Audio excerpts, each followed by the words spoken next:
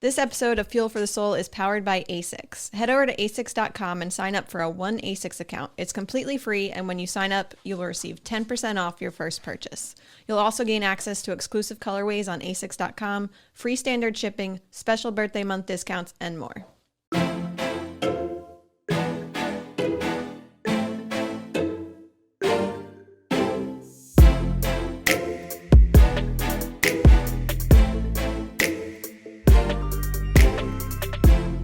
Hi, this is Thomas with Believe in the Run. This is Megan with Believe in the Run. And this is Megan with Featherstone Nutrition. AKA Feathers. And Feathers, do you know what I love this time of year? Megan was getting ready to say something, but do you know what I love this time of year? Everybody's posting their top, their list of their Best podcasts, of. Spotify and stuff. Yeah. And I don't think anybody listens to this show. Apparently, there's numbers that Megan crunches that say people do. But seeing it for me is visual. So seeing all these people coming up in our stories and stuff saying that they listen to the podcast, that's exciting. I know. I saw that this morning, and it was The Drop, Fuel for the Soul, Allie on the Run, Sidious, and Des and Kara was like almost everybody's like in some order. And I was like, we're in good company. That's what I've been commenting on. What I love is the people that listen to all the podcasts. It's like, The Drop and the Fuel for the Soul. You're like hardcore. You're in. The biggest nerds. I think I've seen anybody who tagged Fuel for the Soul also had the It's Drop both. in it. Yeah. Yeah. So, yes, and in case you are unaware, you are listening to Fuel for the Soul, the podcast where we chat all things hydration and nutrition and how it affects performance. And today we're going to answer a bunch of fun listener questions. But first, so Runway is sponsoring this episode. They have lovely collagen and protein products, which, Megan, you can speak to all of the goodness of. They do. They are really trying to wrap around everything that we need from a supplement standpoint to be a healthy runner, and continue to be healthy. So collagen helps with our joints and soft tissues to keep us healthy. Protein for recovery, and creatine is added to their protein to also help us with strength, muscle mass, and recovery. I've been using the protein and creatine thing a lot. Yeah, my brother was in town for Thanksgiving, and I was like, he better not see that or he's going to take all of it. Yeah, we had some lesser brands around the house that we spotlighted. We put in front of the other stuff so that he wouldn't grab it. The Runway was in the back over Thanksgiving. Yeah, sorry, Runway. We're not ready to give up our supply yet. He can go ahead and buy it with, I'm sure there's a discount, right? Yeah. Yeah. A glowing recommendation right there that you didn't want to share it. So, yeah. So, yes, if you guys want to try some and you haven't yet, go to runway.life. So that's RNWY.life and use the code FEATHERS15 for 15% off your purchase. One thing I wanted to talk about was, before we got started, the difference between someone like you, who is educated and reads research and actually bases your advice on science and experience, and we don't take on a sponsor that we don't believe in, or we try a product and don't believe in. There was recently this study that showed like influencers recommending stuff and how they determine whether or not they'll recommend something, and also how other people take in that knowledge, whether or not they vet it or look for scientific fact or anything like that. I know that I'm always reaching out to you and being like, hey, Feathers, is this miracle pill that they say will reverse aging, does it work? And you're like, no. That kind of stuff. But it's interesting to me, do you feel like that we fall in, because we are in the media and because that we do podcasts or events or whatever it is, do we fall into the influencer realm? I mean, I think we probably do. That's what my TRE badge said, but it makes me cringe a little bit, because I'm like, ew, I don't like I didn't start doing what I do to be an influencer. I think we are influencing people's purchases, but I don't love that term at all. Can there be a difference between, because I feel like an influencer now, some people are proud of being influencers. It's not something I've ever wanted to be. No, same. I wanted to give people good information, to which they could make their own decisions. Yeah. We've done that with personality and tried to do it with humor and with quality content and that kind of stuff. but I've always avoided kind of thinking of us as influencers. And I don't really see you as an influencer. It's not like you're showing me your run and then being like, and then I took a ketone and amped it up for the last 3 miles. Well, I also think when you think of influencer, you think of almost like a salesperson, because it always feels like they're trying to make you use a product or do something. Yeah. And so like Megan's literally sharing information and educating runners to help them make better choices of what products they want to use, versus being like, here, take these ketones that may or may not do anything. We do talk about, like, we do have sponsors. So Runway was just one. Yeah. But like, for example, when we decided to take Runway on as a client for advertising on the show, they sent product. We tested the product. We tried the product ourselves. We made sure that it was something that we could recommend to someone.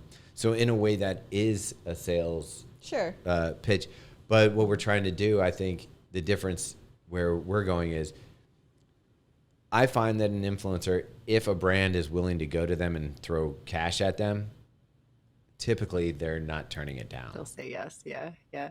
Well, so and I mean, I think we're very particular about who we take money from. And the reason we do have some sponsors, which I think people have mixed feelings about that, is because so we can continue to put out free, high quality content for people. Like we need to make a living at some point, right? So like anytime I have a sponsor, that's why, because I want to be able to offer more free things to our audience. So bringing on that sponsor allows, us not to have to charge someone for something that we're providing, so it just kind of, it's like a win-win. And then too, what's interesting is like our sponsors who have been on this podcast, like Runway or Cherry Bundy, they say our codes are used constantly, more so than a lot of their other codes, because we are particular about who we recommend. And I think, in my eyes, I want to bring on people to sponsor that fill a void or a need.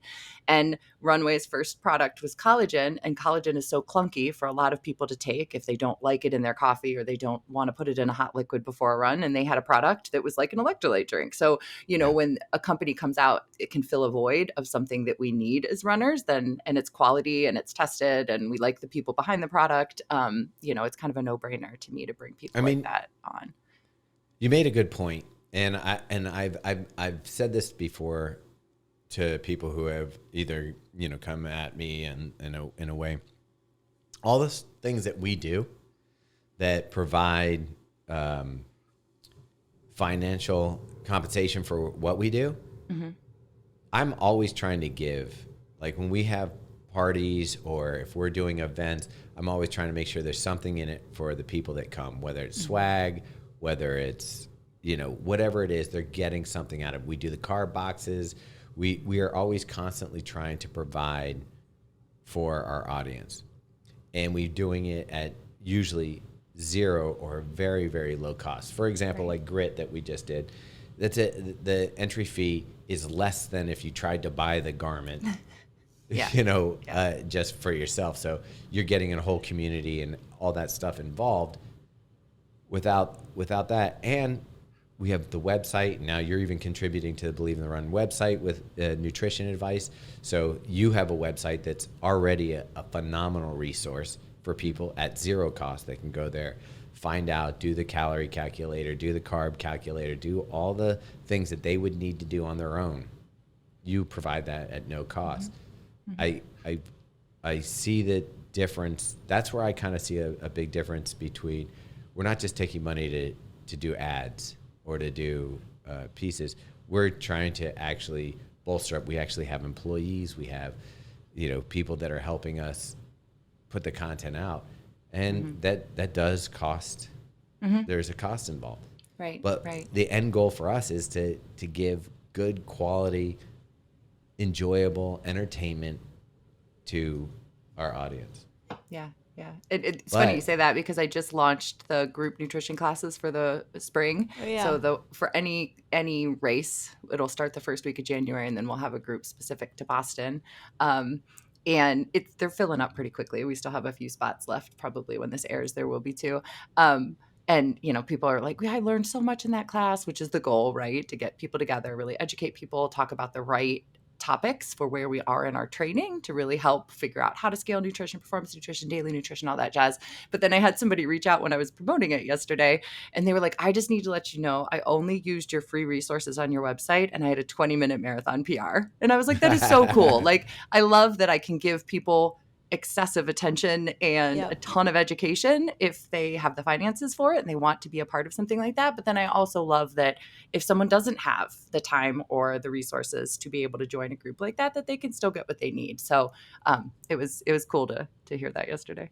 The other thing that's neat about your groups, though, that I've noticed, because I had to go to one of your Boston group meetups. Had to. I had to. Well, look, it's a busy weekend. And we were there for, I forget why we were stopping by our hotel. We were dropping something or I was going to the I just want to hang out with Meg. I noticed right away that there's a bond between the people that are in the group. So they're all, like, for the example, the Boston group. They're all running Boston.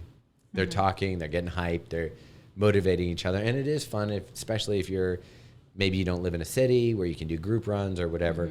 You're part of a group leading up to Boston. You get to Boston, you get to meet them, you get to hang out with your hero, Megan Featherston, and AKA Feathers. I still chat with several of the girls from the initial group back in, what was that, 2021 was the first year. I know, I was looking back at that. So this will be the 4th year I've had a Boston coming group. Straight out of this COVID. Is crazy, right? It was.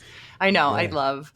And you can see little friendships form. Like, there was the 2 girls at the Chicago Shakeout that were in the group, and they became like best friends. And I was like, this is wonderful. And I think it's important to know too, like, I have people that are trying to break 3 hours in that group, and I have people who run a 6.5-hour marathon in that group. So it's like a super diverse group, abilities, ages, experience. So it's just fun to kind of see all those types of runners get together and learn together. Yeah. I mean, to get back to my initial question, I don't see us as influencers. I don't think that we are marketing for the sake of marketing or that. I think that we have a mission and a reason behind the passion that we have for the space that we're in. You happen to be in love with helping people reach their goals through dialing in their nutrition. We happen to be on the other side where we're like, hey, your gear and how you feel about running is tied together. So, I think that we're in the service industry more than the influencer industry. That's a good way to put it. I agree. Mm-hmm. I hope that's how we're viewed, at least. Yeah, because that's the goal. Well, I'm telling people now, so if you're listening, that's the way to look at us. I think people get that. I think people are soaking up what we're spilling here, right? Like, I think that's why I have such a great crew. Then we'll just us. end this one now. Peas and carrots. Wait, what about Emily, Jess, and how? We got to do this stuff. Yeah. All right, let's roll right into these questions now that we've chatted about nonsense for several minutes. Our first question is from Emily. She said, I know everybody is different and there is no one amount for everyone, but I'm mainly wondering if there is an equation or a calculator of some kind to find a general idea of the nutrition ballpark you should be in. I understand that seeing a professional to make it more individualized is preferred, but I don't have access to a dietitian at the moment, and the wait list for a dietitian in healthcare is currently 2 years. I am a healthy individual and I eat when I'm hungry, but sometimes I worry that I may not be eating enough. It's tricky, right? Yeah. I mean, I think a lot of people have this same question, so you're absolutely not alone, Emily. A lot of people don't understand how to scale nutrition for running, and a lot of times our appetite alone isn't enough to guide us. Most people don't notice a huge change in their appetite or hunger when they're changing things. So, I mean, looking at it from my perspective, we want to find an equation that tells us how much nutrition we need on a daily basis, which there are some calculators out there. But then where it becomes nuanced is okay, that's how much nutrition I need if I'm laying in bed all day. That's an easy equation for most of us. But then we need to look at how much are we running, how much are we cross-training, and how busy is our day-to-day life? I sit on my butt in my day-to-day life, so I don't expend a whole lot of energy, but my kids were asking me yesterday why the mailman walks through our yards. And I'm like, because he walks house to house and it cuts, his travel time a little bit. So somebody like that is burning a ton of energy through their job. So, kind of to answer Emily's question, we need to figure out how much energy does my body need to just stay alive?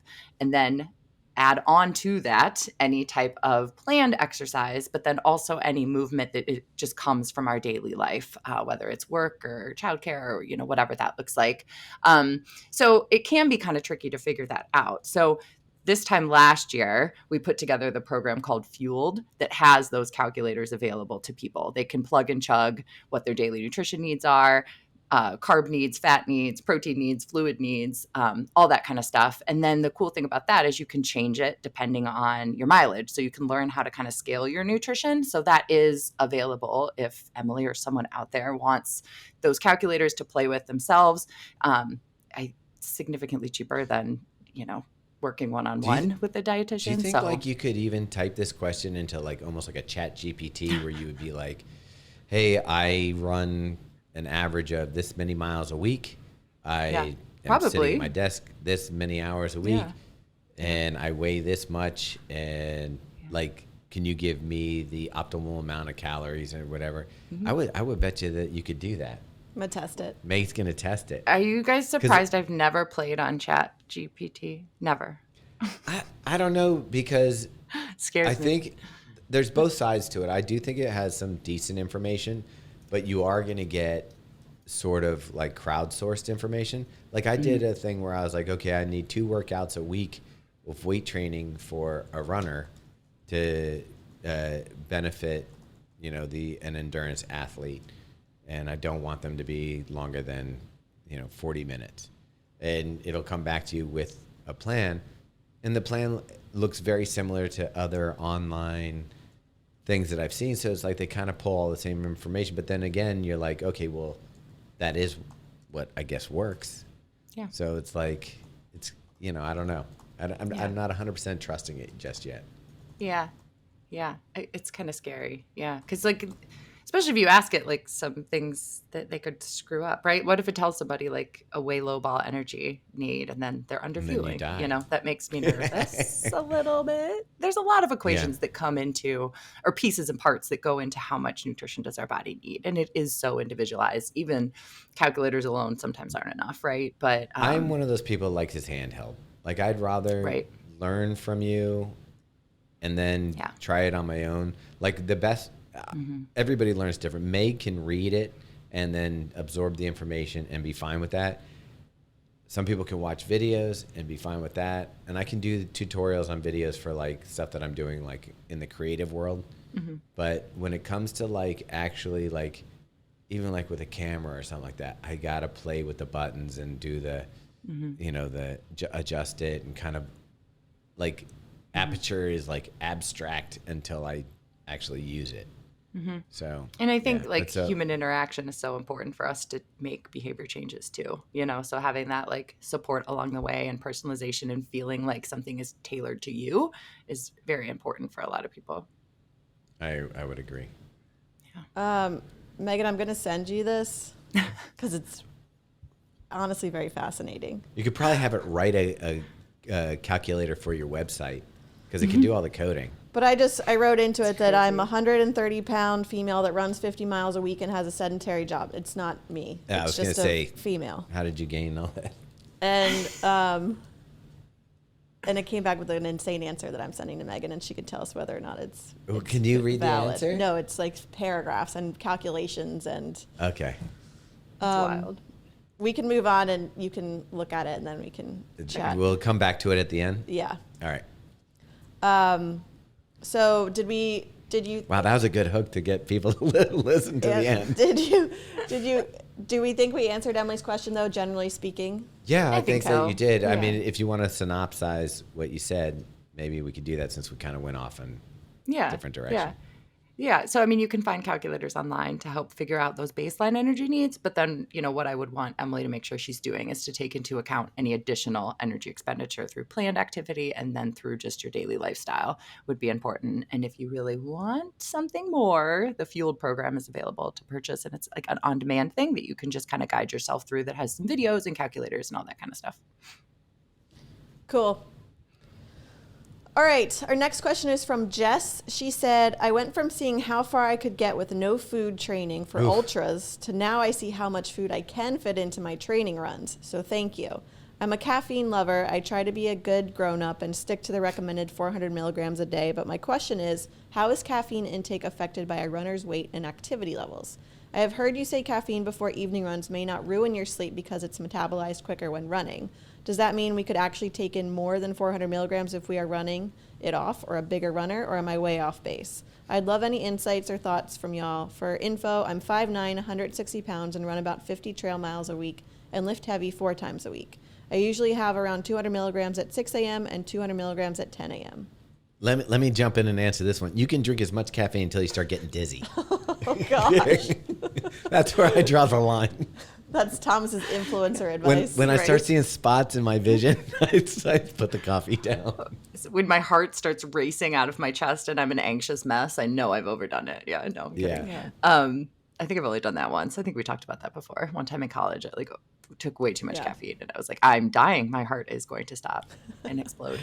Anyway, so Jess obviously listens because she knew some of the numbers that we've talked about on here, which is awesome. So when we're thinking about caffeine needs for runners, there's kind of 2 things to keep in mind. One is the FDA says adults shouldn't consume more than 400 milligrams of caffeine a day. So that's where the 400 milligrams is coming from. But then when we look at caffeine for performance, so we know that most people respond positively to caffeine, not everybody. About 95% of runners are going to benefit from adding caffeine in with mental acuity. So like just a little bit sharper mentally to hang on to paces. It decreases our perceived exertion so we can run a little faster without it feeling faster over time. And then also, why am I blanking on the third thing? Oh, it decreases our perception of pain. I need more caffeine, clearly. When we look at how much caffeine is needed to have those 3 benefits to our performance, it's anywhere from 3 to 6 milligrams of caffeine per kilogram of body weight. So Jess is also onto something, and she's saying I'm 160 pounds. Does that mean I can tolerate more caffeine, let's say, than a 90-pound runner? And the answer would be yeah, because it is weight-based, but that is a big range. So I calculated the caffeine range of that 3 milligrams to 6 milligrams for her, and that would be 220 milligrams to 440 milligrams of caffeine. Whoa. That would benefit her performance. So not a whole lot more than 400, right? So like we could probably easily keep her around 400, get the benefits, not get more than the FDA thinks is healthy for us. But it begs the question of someone who's 200 pounds and running, like they would be well over that 400 milligrams if they went to like 6 milligrams per kilogram of body weight. And my thought with that is we probably don't need the benefits of caffeine on performance every single run, right? Like personally, I just use caffeine for long runs, especially my like really long runs, and then I use it during races. Wait. You're talking about caffeine gels, not During, correct. You drink coffee every day before you run. Oh yeah. Okay. Yeah. We're starting with some milligrams. Yeah. But I maybe I'm naive, but I can't imagine people are like regularly drinking 400 milligrams of caffeine in the morning before a run. My thought would be in order to get to that amount, we're taking some before and during would be, I don't know, maybe. How many cups of coffee is 400 milligrams? It depends on if you brew it at home or go to Starbucks, right? It's all going to be different, but typically they say like 80 milligrams of caffeine per cup. But most of us are pouring like 2 cups into one of those big, tall, like travel mugs, you know? So I don't know. Most people are probably getting around 150 milligrams of caffeine, maybe 200, maybe. So this whole time I'm thinking about Ben Johnson, who weighs 150 probably is my guess because he's muscular. I'm guessing that dude is probably banging down, I don't know, 10 to 12 Mortons of caffeine during a race. I mean, didn't we see his thing? It was like I think insane. he switched it up though. Oh, he did? Yeah. He decreased it. Well, and part of that, this is also a good conversation for Jess too, is we build a tolerance to caffeine. So if we continually take in 400 milligrams of caffeine, are we going to need more to continue to feel the benefits, right? So we've talked before on here that we don't like have to abstain from caffeine the week of our race to have benefits on race day. But if we're habitually taking in 400 milligrams of caffeine or more on a daily basis, we are going to increase our tolerance to that. So we may want to be a little more strategic, right? And cut back to 200 milligrams a day and then go up to the 400 for, the performance benefits for those long runs or workouts. And speaking of Ben, I'm pretty sure that's what he did. I think he weaned himself Yeah, down on a he's- daily basis. Yeah. I don't Yeah. think he takes much at all anymore. Yeah. All right, but here's a crazy thing. I'm testing out this ring thing, Ultra human. Ultra, and it has a caffeine window, but I don't like the window. Yeah, it's weird. It's not. I like it. We wake up, we go downstairs, empty the dishwasher, put the dishes away, make the bed, and then hot cup of coffee with collagen in it. Like that's the day. If that doesn't happen, it doesn't feel right. The Ultra Human Ring recommends, I forget, there's some terminology they say, but they want you to Caffeine optimization. Yeah, but there's a reason, there's like a window beforehand that they're like, you need to clear out something. I don't know. And then it basically said to start caffeine from like 9:30 until like 11 a.m. And like, that's the only window, which I'm not sure the reasoning behind it, but that's what it recommends. Well, and 9:30 to 11 is very different for someone who wakes up at 4 a.m. versus someone who wakes up at 8 a.m. Right. You know, like Right. that seems kind of No, arbitrary. that is true. Yeah, I because don't I got up at 4:46 this morning. 4:46. Thank you for that clarification. Well, I'm like, why am I wide awake? It's 4:46. Okay, so 400 milligrams is total for the day. But when we're talking about performance, I know you always say the timing is really important. So like we'll do a caffeinated gel, which is usually 100 milligrams for the first hour. And then you want another one for the second hour and then potentially for the third hour, right? That's 300. Yeah. Right? Yeah. Yeah. It But takes so about like an hour. timing, Yeah. Wait a second. How much caffeine is in the Mortons? Because I just 100. went with, is it 100? yeah. Yeah. Because I know there's 100 calories. Is it 100 Milligrams of caffeine too. milligrams of caffeine? Yep. Okay, that makes it easy. Right. Right. Yeah. So it takes an hour for that caffeine to peak in our bloodstream, and it hangs for a little over an hour. So we do want to, be strategic with our timing.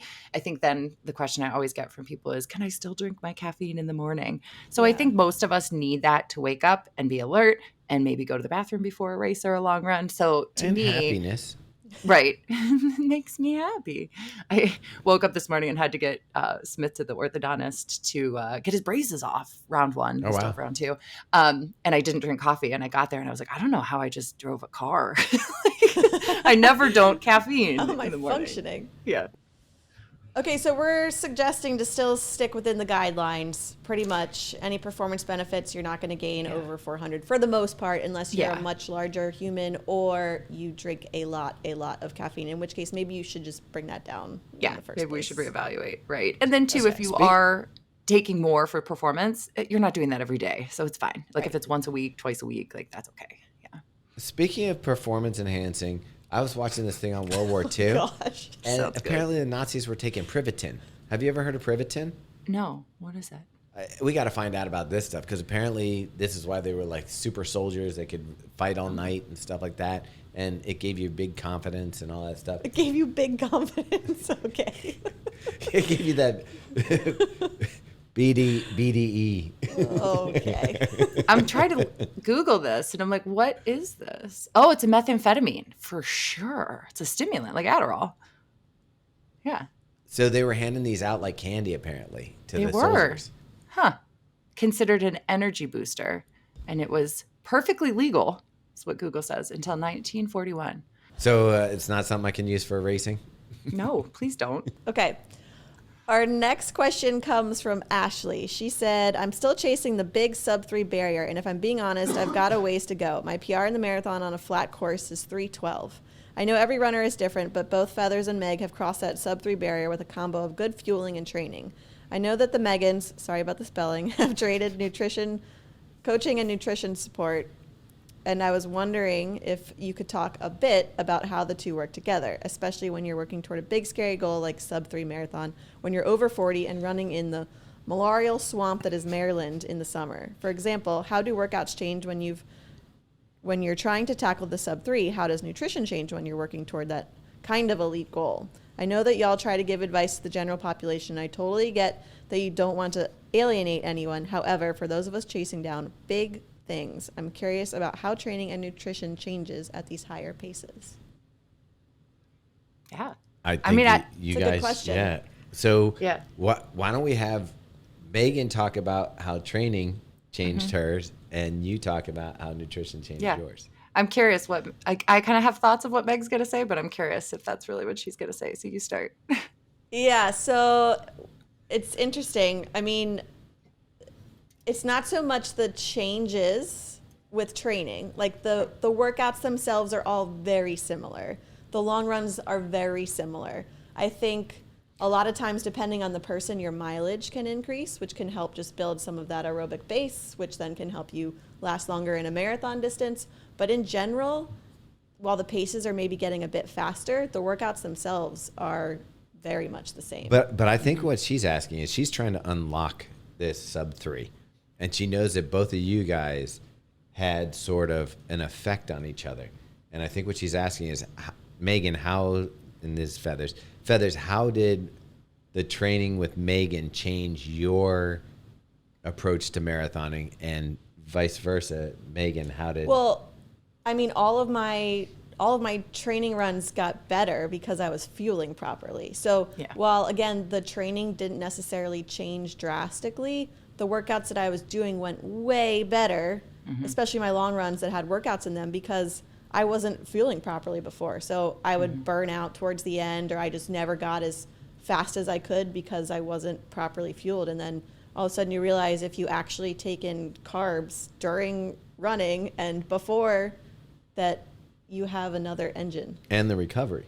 And you recover way faster. So before that, if you were like, you were running as hard as you could and maybe bonking a little bit, and you didn't even know it because your training, you weren't going the full 26 miles. So you're able to kind of have success up until a point that you didn't even know. Because I remember the frustration that you had. You're like, I'm doing the training, I'm getting there, I'm doing the numbers. And then on race day, I get these cramps and I collapse. So it was almost like...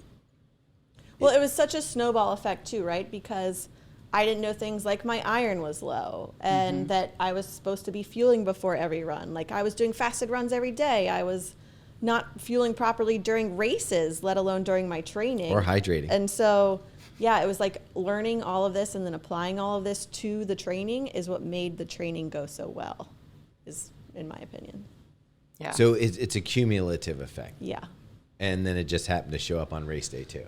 Yeah, well, when you can hit these new paces and this new mileage and you feel really good doing it, it makes you confident for race day. That's what I was going to ask. Is the psychological factor there too when you see you're stacking these workouts? 100%. Like, and when I was working with Megan specifically, I remember I was like tracking everything, and I would look at these long run workouts, and I would like come home and be like happy and feeling great, and I'd just run like 22 miles at a clip that I'd never done before. And then that just builds on itself week after week throughout training. And then you go to the start line and it's like, absolutely, I can do this. That's amazing. Yeah. And so Feathers, on the flip side, you had the nutrition and you had already run a sub 3 hour marathon at that point, right? Yeah. Yeah. When I started working with Meg. Yeah. So what changed for you with working with Megan as a coach? Well, I want to back up a little bit to Ashley saying 3:12 is a huge leap to sub 3, because I don't think it necessarily is. Like if she has room to grow, like I ran a 3:15 before I had kids and I was like ecstatic. I was like, this is amazing. If I never run faster than this in my life, this was so great. Right. So I think having appreciation for like how far we've come and not necessarily being like overly hungry for that sub 3 is so important. So I was wondering if Meg was going to say like, we both like to work. We both like to work hard. We like to work to our potential. And as you stack that season after season after season, all of a sudden you've got this like fitness that you're like, holy crap. Right. You know, when we're putting all those things together. So I think Ashley can totally do it. And I think when I started working with Meg, my mileage didn't change a whole lot because I have jacked up feet and I was worried about pissing off my Achilles again, like I kept doing all the time. Your shoes changed. Yeah, my shoes did change. Yes, they did. But for me, it was more quality in long runs. So it was like a lot more marathon pace in long runs to get me comfortable with marathon pace, to gain confidence in marathon pace. And then also, I just think you gain a lot of fitness from throwing that marathon pace into long runs. So I would say from a training perspective, that was probably the most consistent change. But again, it's not nothing crazy, nothing over our skis. It was marathon pace, right? And I love to run marathon pace. So those ones were always fun workouts to do. But as far as nutrition goes, exactly what Meg just said, I've changed my nutrition a ton since I've had kids. Like I have done a lot wrong in nutrition in the past because we didn't know a lot, until just the past like 5 or 6 years about how important this was and what this looks like. So, I mean, even I was using myself as a guinea pig with nutrition, to really get that dialed in and figured out. And exactly like what Meg said, training is obviously a huge piece of it, but if we're going into those training runs well fueled and we're fueling during them and we're nailing hydration, we can gain more fitness because we can push our bodies harder out there. So it's like this lovely synergistic effect between training and solid nutrition and the recovery and the performance nutrition. So I think it's a secret weapon to dial in your nutrition that a lot of people don't think about right away. I think it's the that last thing Ashley's that people thinking think about. Usually. But quick observation or something to, I think, put in there for people to think about. When was your first marathon and what was the time? 2009, and it was 3:58 high. Yeah. Okay. And when was your first sub 3? 2019. So 10 years So later. 10 years later, you had some kids. There were some things in there There's that some breaks, changed. But yeah. Megan, for you, what was your first marathon? What year? 2012. And what was the time? 3:56. And when was your first sub 3? Unofficial was COVID, but so we'll say official was the Woodlands 2021. 9 years. Okay, so both of you are close to 10 years between the time that you started running.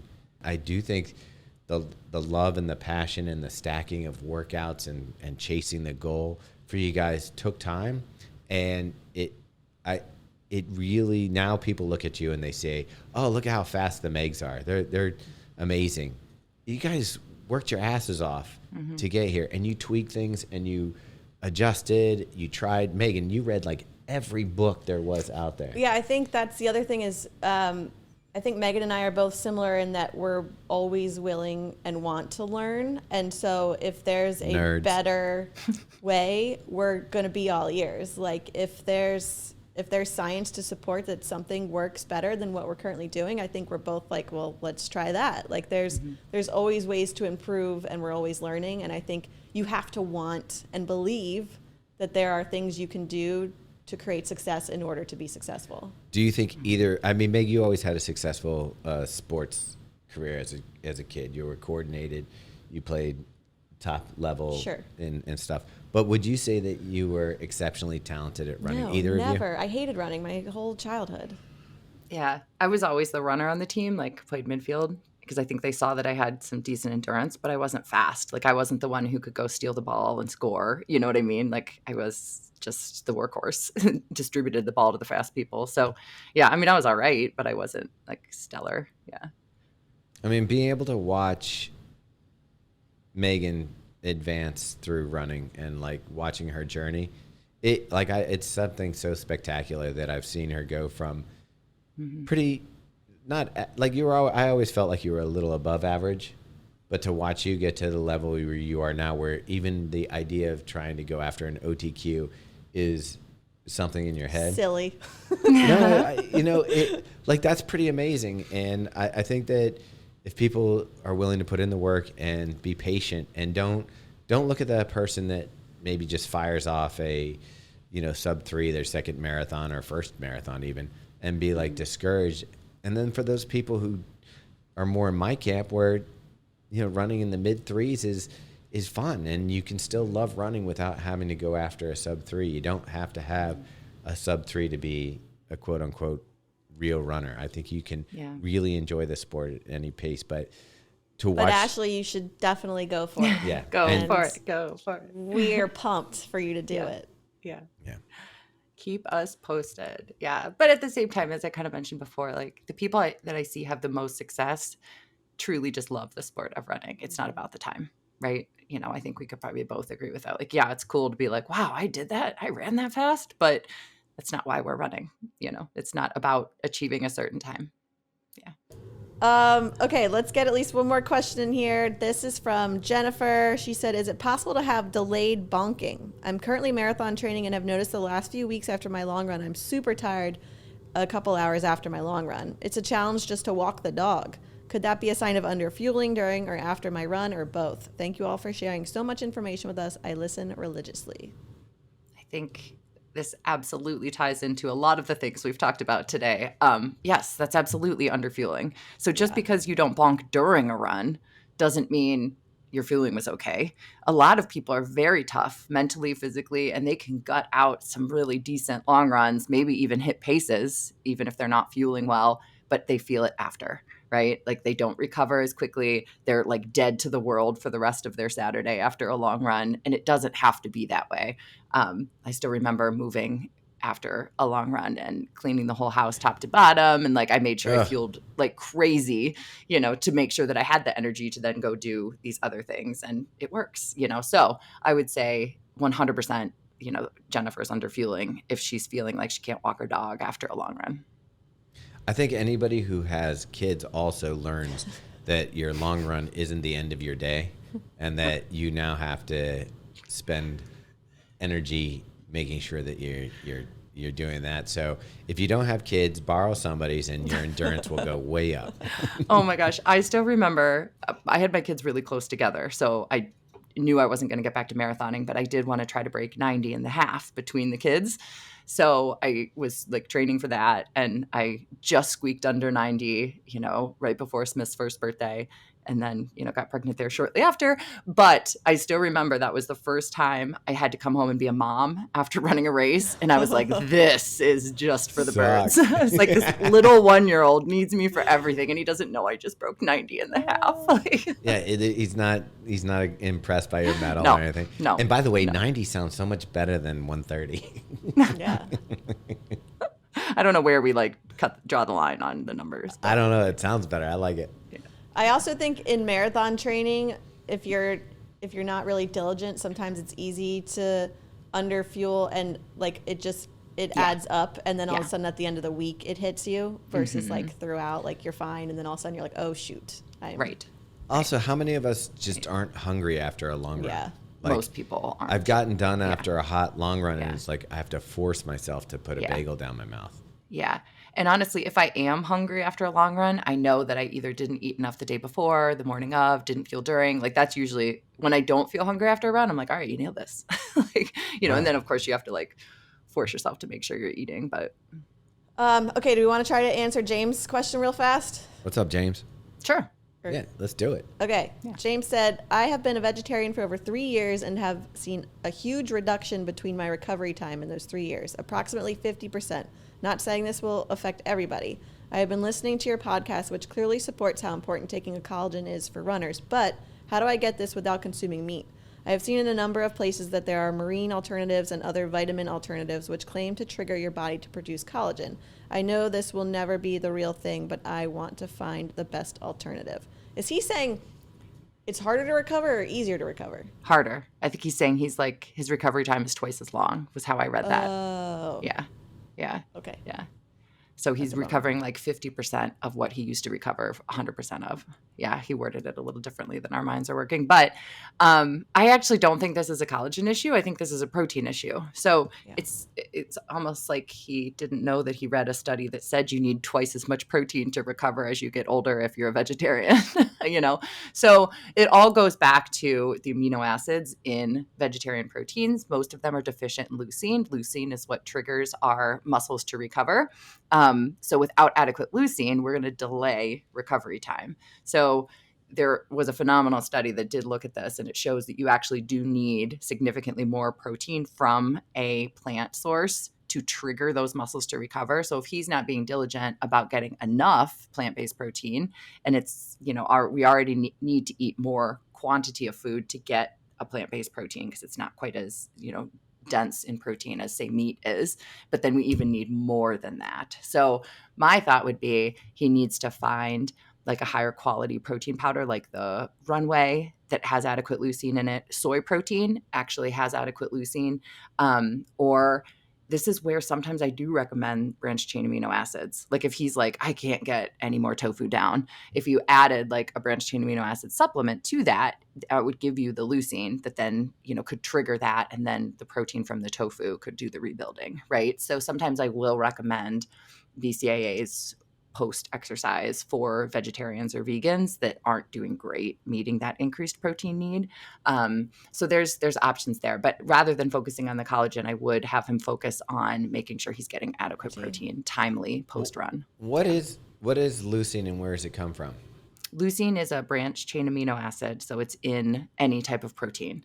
Even collagen has some leucine. It's just not enough to trigger our muscles to recover. So that's why like whey protein isolate recovers our muscles the fastest, because it has like the adequate amount of leucine in it. Soy protein's pretty close to that though. And then the Runway protein is that brewer or baker's yeast. So it is very high in leucine as well. So there are options from like vegetarian and vegan standpoint. But say part of his recovery, James' recovery, is a problem with joints. Like say he's feeling achy in the joints. He's thinking collagen could help. Yeah. Is there something for vegetarians or vegans that they make like collagen stimulators? So the different amino acids that would be in collagen, they get them from like either a marine source or there are some vegan sources. But there isn't research on it yet. So is it just a waste of our money? Does it work? That's where, I don't think there's enough research to recommend it yet. I've looked into a bunch of them because this is a very common question I get from my vegan runners. And I have not found something that I'm like, yes, let's do this.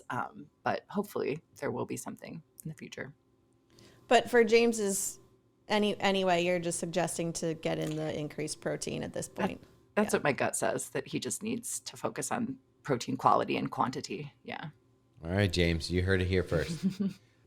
So earlier in the show, we mentioned that I was going to type into Google, into ChatGPT, a sort of calculation, if you will, for how many calories I should be intaking based on my lifestyle, weight, and being a female, which I just threw out 130 pounds, 50 miles a week, and a female. And it gave a bunch of information. Megan, is it legit at all?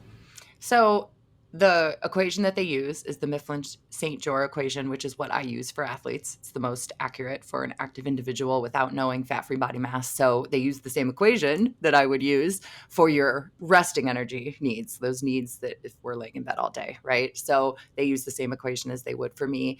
And then the next thing they did is multiply that resting energy need by an activity factor, which is something we learn in nutrition school. So like these activity factors vary based on daily activity and all that kind of stuff. So that's how they calculated how much extra nutrition you need a day for running 50 miles per week. This is not how I calculate it. So this is where we may see a little bit of discrepancy. It's probably within the ballpark of where you would need to be, but I typically find an activity factor for that person's daily living. And then I separately calculate like weekly energy expenditure from running and any cross training, and then kind of spread that out equally day to day. So I do think it could potentially underestimate nutrition needs here for a runner, honestly. But the ballpark isn't terrible. But yeah. All right. That does it for this week. Do I get to say it? Thank you all for submitting your questions. And if you have a question we haven't answered on the show, you can email us at fuelforthesoulpodcast@gmail.com and we will answer it here on the show. Now? You can do it. Peas and carrots. Bye. Bye.